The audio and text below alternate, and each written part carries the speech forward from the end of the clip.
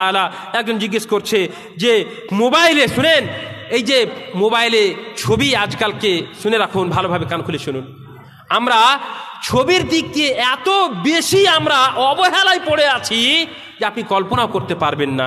এই যে বিনা কারণে আপনি ছবি করছেন, যে এই ছবি করা আর স্ট্যাটাসে ছাড়া এগুলো কিন্তু হারাম কাজ। ভালো করে শুনেন, এগুলো জায়েজ নয়। উলামায়ে কিরামদের ফতোয়া রয়েছে, যে সমস্ত হাদিসে বলা হয়েছে লাআনাল্লাহুল মুসাউবিরিন, কিয়ামতের দিন বলা হবে যে এই যে ইনফাখু মা খুলিকতুম খালাকতুম, এই হাদিসের মধ্যে যে এসেছে যে মুসাউবির যারা ফটো করছে, এমনি ক্যামেরা করছে ছবি তুলে ছাড়ানোর জন্য, শুধুমাত্র লোককে দেখানোর জন্য বিনা কারণে ছবি করছে, তাদের সম্পর্কে আল্লাহ রাব্বুল আলামিনের রহমত তাদের থেকে তারা বঞ্চিত থাকবে, আল্লাহর লানত তাদের উপরে বর্ষিত হবে। কাজে খবরদার, মোবাইলে বিনা কারণে আপনারা ছবি করবেন না। সে পুরুষ হোক তাও আর মেয়ে হোক তাও, সকলের জন্য বিনা কারণে ছবি করা এটা হচ্ছে হারাম। বিনা কারণে ছবি তোলা, পরিষ্কার এই মানুষকে দেখানোর জন্য স্ট্যাটাসে দেওয়া, এগুলো হচ্ছে হারাম। ভালো করে শুনেন, আর এই আল্লাহর রহমত থেকে আপনি বঞ্চিত থাকবেন। কাজে খবরদার, এই ছবিটাকে আপনারা খুব হালকা গুনার মধ্যে নেবেন না, বড় বড় গুনাহ, কাবিরা গুনার মধ্যে এটা আছে। কাবিরা গুনাহ বলা হয় যেই গুনার সম্পর্কে আল্লাহ রাব্বুল আলামিন অথবা রাসূলুল্লাহ সাল্লাল্লাহু আলাইহি ওয়াসাল্লাম বলেছেন যে এই কাজ যদি কেউ করে তাহলে তার উপরে আল্লাহর লানত হবে, আল্লাহর গজব হবে, অথবা সেই লোকটা জাহান্নামে যাবে।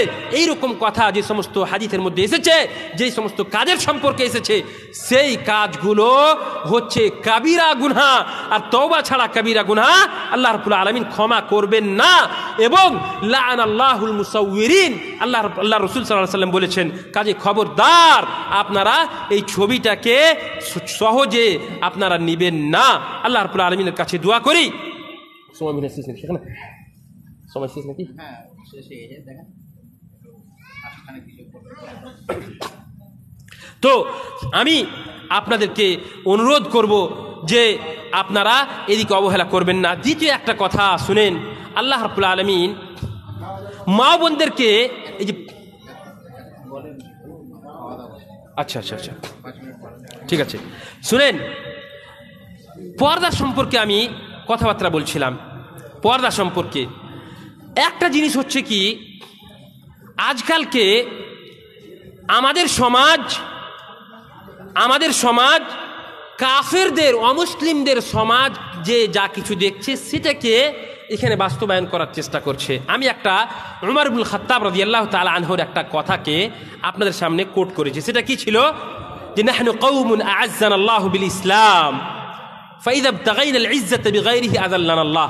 শুনেন, আপনারা আজকালকে অমুসলিমদের বিয়ে শাদিতে যাচ্ছেন, ভালো করে শুনেন, আর তাদের কৃষ্টি কালচারকে আপনারা দেখছেন যে কিভাবে তারা বউকে বসাচ্ছে, কিভাবে তারা সুন্দর করে সোফা লাগাচ্ছে, আর সেখানে ওই মেয়েটা বসছে, আর তার সাথে ওই ছেলেটা বসছে, আর শত শত পুরুষ, শত শত মহিলারা সবাই আসছে, আর তাকে হাদিয়া গিফট করছে, আর তাকে দেখছে, তার সঙ্গে ছবি করছে। এইগুলো আপনারা অমুসলিমদের কাছে দেখছেন।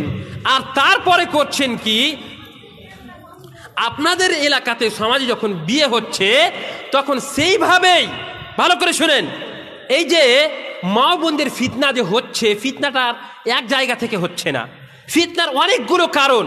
তার মধ্যে একটা আপনাদেরকে কোরআনের আয়াতের মাধ্যমে বুঝালাম যে বিনা অনুমতিতে বাড়িতে ঢুকে যাওয়া, আরও একটা বললাম যে বেপর্দা করে বাইরে বের করে দেওয়া। তারপরে বিয়ে শাদিতে আপনার মেয়ে যখন যাচ্ছে বিয়েতে অংশগ্রহণ করার জন্য, বা আপনার বাড়িতে যখন বিয়ে হচ্ছে, সেখানে আপনি আপনার মেয়েকে আর আপনার জামাইকে ওই অমুসলিমদের মতো বসিয়ে দিচ্ছেন, আর মনে হচ্ছে যে সরকারি স্ত্রী, ওটা সরকারি স্ত্রীর মতো আপনারা সরকারি বউয়ের মতো তাকে বসিয়ে দিচ্ছেন।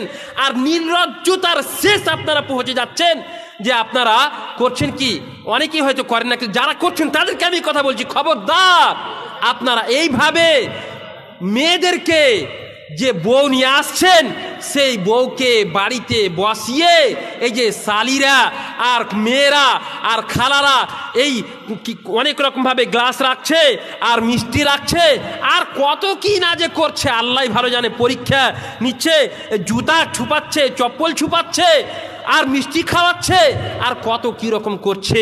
আর এখানে মেয়েরা বেপর্দা হয়ে যাচ্ছে, যেখানে যুবকেরা থাকছে সেখানে দেখছে আর দেখার পরে সেখান থেকেই এই হারাম সম্পর্ক, অবৈধ সম্পর্ক আরম্ভ হচ্ছে। কাজে খবরদার, এইভাবে আপনাদের সমাজে, আমাদের সমাজে যখন বিয়ে হবে তো বিয়েতে হাদিসের মধ্যে এসেছে যে সব থেকে বরকতময় বিয়ে সেটা যেটা হচ্ছে আইসারুহুন্না মুউনাতান, যে বিয়েতে সব থেকে কম খরচ হবে সেই বিয়েটা সব থেকে বেশি বরকতময় হবে। আর আপনি হারাম কাজে বেশি বেশি করে আপনি খরচ করছেন আর মেয়েকে যখন মোহর দেওয়ার কথা আসছে তখন আপনি ওই বাকিতে মোহর আপনি করছেন। এটা কোথায় পেলেন আপনি? মোহরটা এটা ছিল ওয়াজিব, আপনার উপরে ছিল, এটা আপনি বাকি করলেন। আর এই ডেকোরেশন আর খাওয়া দাওয়া আর এই হারাম কাজে আপনি অন্যায়ভাবে, অবৈধভাবে টাকা পয়সাকে আপনি খরচ করলেন। আর যেটা ওয়াজিব ছিল মেয়েটাকে মোহর দেওয়া, সেই মোহরটা আপনি সঠিকভাবে আদায় করলেন না। আর এই হারাম পদ্ধতিতে আপনি এই বউকে বসিয়ে দিলেন, হারাম পদ্ধতিতে মেয়েরা আসছে, সবাই দেখছে, এই কাজ আপনারা শুরু করেছেন। খবরদার, খবরদার, এই কাজ আপনারা করবেন না। বিয়ে শাদীকে সহজ করুন। আরও একটা জিনিস, আমাদের সমাজে মেয়েদের যে ফিতনা হচ্ছে, এমন কি দুঃখের বিষয়, আপনাদের কাছে খবর আছে কি? আমাদের এই আপনার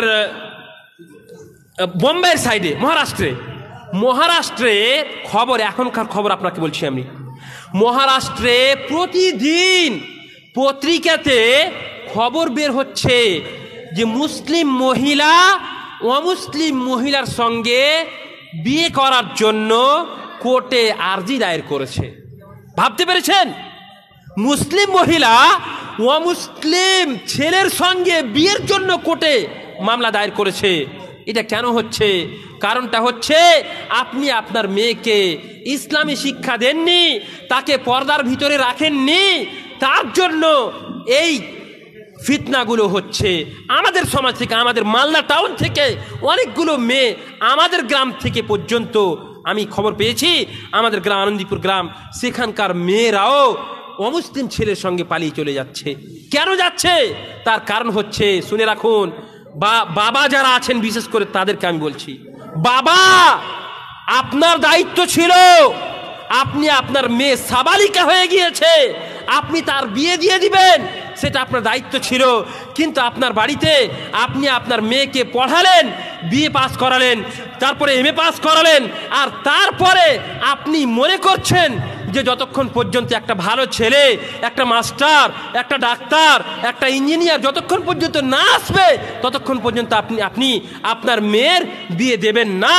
শুনে রাখুন, রাসূলুল্লাহ সাল্লাল্লাহু আলাইহি ওয়াসাল্লাম বলে দিয়েছেন, ইযা খাতাবা ইলাইকুম মান তারদাউনা দীনাহু ওয়া খুলুকাহু ফাযাওবিজুহু ফাইন লাম তাফআলুহু তাকুন ফিতনাতুন ফিল আরদি ওয়া ফাসাদুন আরিদ। শুধুমাত্র দুটা গুণ আপনাকে ছেলের ভিতরে দেখতে হবে। একটা হচ্ছে সেই ছেলেটা দিনদার কি দিনদার নয়, নামাজ পড়ে কি পড়ে না, আর দ্বিতীয় হচ্ছে যে তার চরিত্র, তার ব্যবহার ভালো কি ভালো নয়, তার লজ্জাস্থানের হেফাজত করে রেখেছে রাখেনি। এই দুটো জিনিস যদি আপনি দুটো জিনিস থেকে যদি সন্তুষ্ট হয়ে থাকেন তবে এই ছেলের সঙ্গে আপনার বিয়ে দিয়ে দিন। গরিবও যদি হয়, আল্লাহ বলছেন যে ইন কুনতুম ফুকারা ইউগনিহিমুল্লাহু মিন ফাদলি, ইন ইয়াকুনু ফুকারা ইউগনিহিমুল্লাহু মিন ফাদলি, তারা যদি দরিদ্র হয়, গরিব হয়, আল্লাহ রাব্বুল আলামিন বিয়ের পরে তাকে ধনী করে দেবেন। কাজে খবরদার, আপনারা বিয়েটাকে সহজ করুন। আল্লাহ রাব্বুল আলামিনের কাছে দোয়া করি, আল্লাহ রাব্বুল আলামিন যেন আমাদের সকলকেই নিজের জীবনে তাওহীদকে বাস্তবায়ন করার তৌফিক দান করেন, আমিন। এবং আমাদের সমাজকে ইসলামী সমাজ গঠন করার, পরিবারকে ইসলামিক পরিবার গঠন করার তৌফিক দান করেন। আমরা যেন আমাদের মা ও বোনদেরকে পর্দানাশী বানাতে পারি, তার তৌফিক দান করেন।